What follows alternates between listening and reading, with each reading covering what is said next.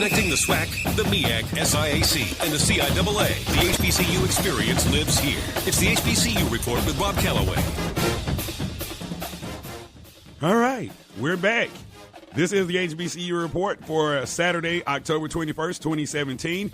I am Rob Calloway, and we are being heard via 2LifeStudiosRadio.com. Also, the TuneIn Radio app, iHeartRadio, Google Play for Android, and iTunes. So many ways to check out the HBCU Report. Thank you guys for spreading the word and telling a friend to tell a friend to tell a friend to tell a friend that we're on each and every Saturday morning right here at 8 o'clock, bringing you the best. Well, maybe not the best, but we do our best in HBCU sports talk and just whatever's going on in the world, because that's how we flow around here. Don't forget, you can check us out on social media, Instagram and Twitter at HBCU Report. And don't forget, check out our content partner, sportsnewsandbrews.com, your official source for sports, black news, political news, and the latest on your favorite craft beers. Now, here's the thing. I mentioned it in last week's show. I guess I didn't mention it early enough. But here's the deal. We are looking for contributors to sportsnewsandbrews.com. So if you have any interest in writing sports stories, news stories, political, any of that, or if that's your background, holla at me. Hit me up via email, hbcureport@gmail.com. I'd love to hear from you. This is not a paid gig, but we just want to keep the site up and running and up and, with fresh content and all of that stuff. And the God honest truth is, me and my crack staff, it's like 1.5 of us. It's just almost impossible to keep the site the way that I really like it. So if you're interested, hit me up, hbcureport@gmail.com, and we'll see what we can work out. Okay. Last week, had a great show. Jay Walker of ESPN joined the show as we talked the ins and outs of HBCU football thus far. Don't forget, you can follow him on Twitter at Jay Walker Sky. That's my dude right there. He's got the Gimme 5, which we now know is a franchise. And they're working on several things over there at ESPN to include Jay in that Gimme 5 franchise, if you will. All right. We were also commemorating the homecoming of Morris Brown College. Went down there Saturday immediately after the show. I didn't even get my workout in Saturday. As soon as we got off, put the headphones down, jumped in the car, headed over to Morris Brown for the Morris Brown Parade, and then the alumni had a big gathering out on the quad, and it was a great event. I think maybe 2,500 people were out there. Maybe 3,000 people ended up showing up by the end of the day. A lot of barbecue, a lot of lies told, a lot of vendors. I even came up with the idea. And I don't want anybody to steal my idea, but hey, it's America.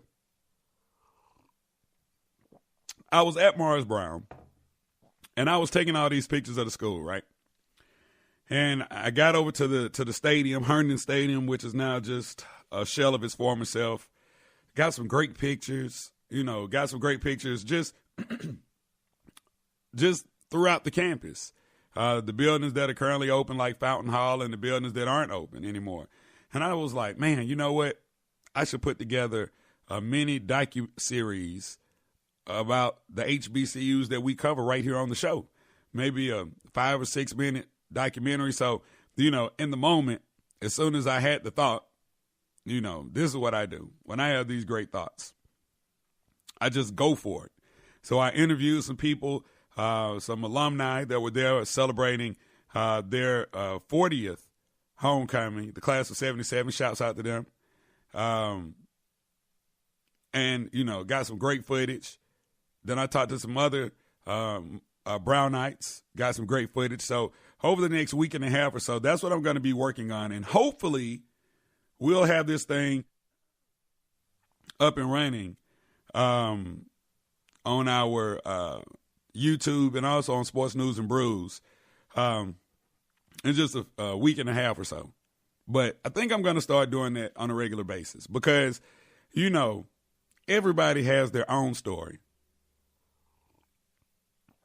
And the great part about doing this show is that I've come in contact with a lot of people that or at institutions that are no longer at institutions, so they have their own opinion.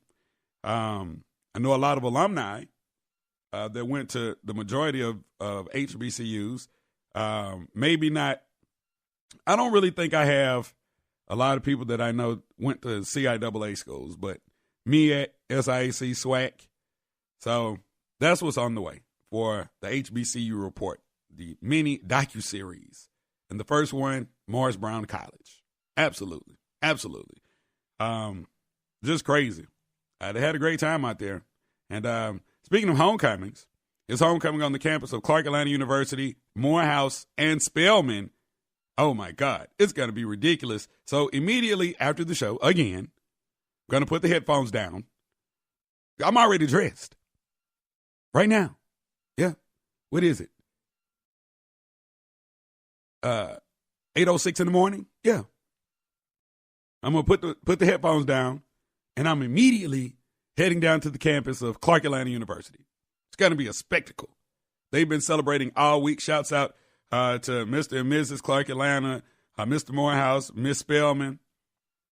Oh, it's going to be a movie. Well, they've been making a movie over there all week, especially over there at Clark, because that's how they get down. Now, not too sure how much good football is going to be played because Clark Atlanta is actually taking on Albany State today. So I'm not really sure how much good football is going to happen over there on the campus of Clark Atlanta University. But the one thing I will say, it's homecoming. Oh, yeah. And for Morehouse, Mike White's not going to make that thing easy as they take on Benedict College. So we'll see how the two teams fare on homecoming. Of course, Rich Freeman, that's my guy over there at Morehouse College, down like 4 flats. So good luck to both schools. But I'm going. I'm gonna be celebrating. And somebody asked me the other day, they were like, Rob, so you just go celebrate every weekend? Yeah, I am. That's what this HBCU report is all about. What they say, I do it for the culture. Please believe that. And I do. I do it for the crown. I do it for the kegs. That's the culture. I do it for the barbecue. Speaking of barbecue, like right now, man, I am hurting. I'm not sure how many of you all listening to this show actually are in Atlanta or in the metro area. But for those of you outside of Atlanta, we have this place called Fox Brothers Barbecue. And, man, I went to Fox Brothers last night, kind of late for me. Because usually if I'm going to eat that kind of stuff, I usually eat it around 6 or 7. But I went about 10 o'clock last night and got the brisket and rib plate. Oh, my God. And for an appetizer, I had these fries with brisket, chili, and cheese, and jalapeno pepper, just all kind of oh, my God, gluttony at its finest. And I rejoiced in it. My inner fat boy said, thank you, Rob. But right now I'm paying for it. Seriously.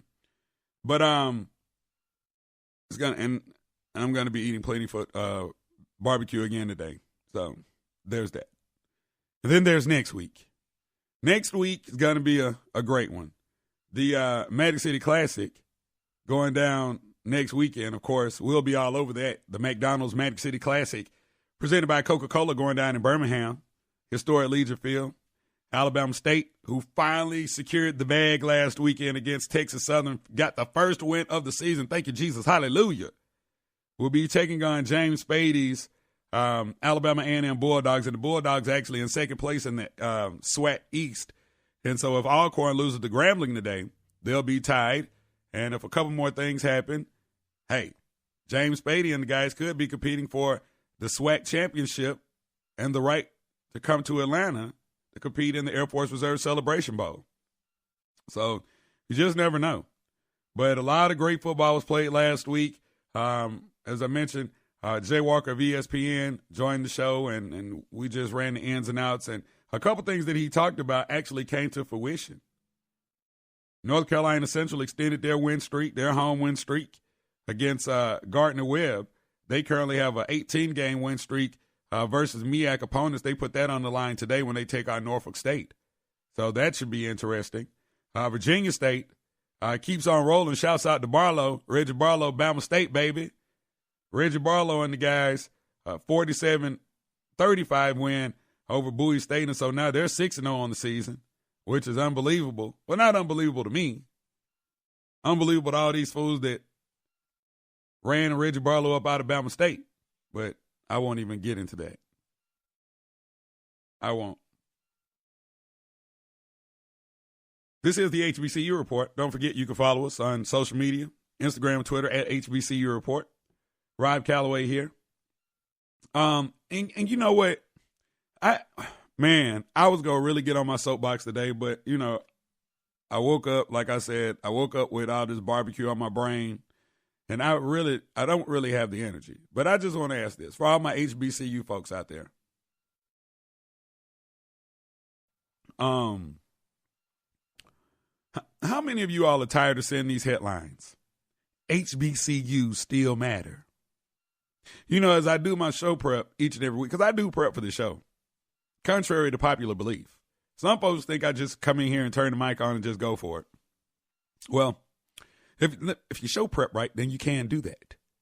But I read during the week, and I just keep seeing the headlines. Like if you go to Google and you type in like HBCU news or HBCU, and you know, these stories come up, and you always see it, 3 or 4 stories. Why HBCU still matter? HBCU still matter. Like, my God, could we please get off that train?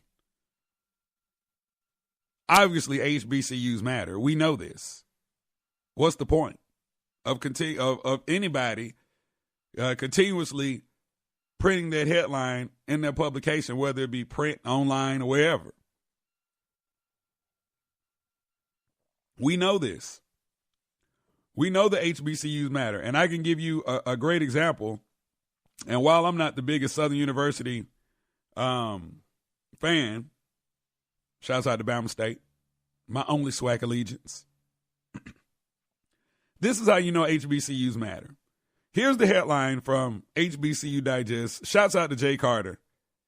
Jay, what's up, man? You go join the show. Man, I've been trying to get this dude on my show forever. Anyway, here's the headline. Southern University Human Jukebox, that's the Southern University band for those of you that don't know, inks $1 million sponsorship with local restaurant chain. Yeah. Southern University and the Baton Rouge-based restaurant corporation yesterday announced a $1 million sponsorship agreement benefiting the university across multiple areas of academic and student development. Raising Cane's, which is a chicken joint in Louisiana, will now be the official chicken of the SU Human Jukebox Band, with the sponsorship covering academic scholarships and financial support for the university's athletic and marching band programs. Okay, they matter. We know they matter. Shouts out to Southern. That's good. A lot of other schools, a lot of other bands need to go out here and secure the bag just like that. That's major. You know, in a time where funding is, I want to say, at an all-time low, there's money out there for HBCUs. I mean, when you have events like the Magic City Classic.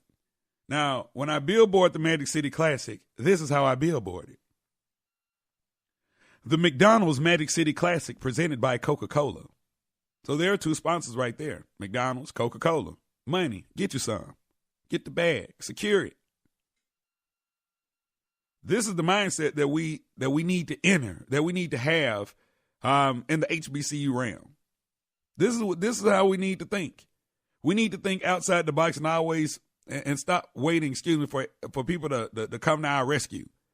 We need to get away from that. You know, we know that Donald Trump had all the university presidents to the Oval Office a while back and signed that bukkake executive order that meant nothing and whatever. This is what you have to do. You have to go out and sell yourself. I remember being in the university band, Alabama State University, Dr. Harold Bray, the great Dr. Harold Bray. Yes, I said the great.